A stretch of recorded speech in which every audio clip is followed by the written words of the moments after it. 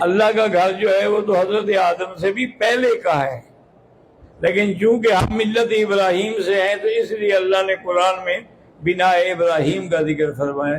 ورنہ جب آدم علیہ السلام طواف کر رہے تھے نا، بڑے خوش ہو رہے تھے کہ بھی میں پہلے انسان ہوں جو اللہ کے گھر کا طواف کر رہا ہوں۔ جبرائیل آئے، انہوں نے کہا آپ کی ولادت سے بھی 70,000 سال پہلے فرشتے طواف کر رہے ہیں۔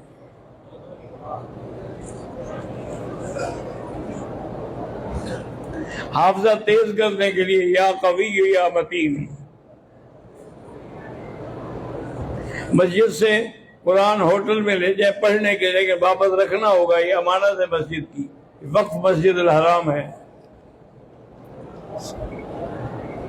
یہاں مسجد سے جوتے آگے پیچھے ہو جاتے ہیں، کوشش کریں کہ اپنے جوتے کسی کپڑے میں لپیٹ کے رکھیں، دوسروں کے نہ اٹھائیں۔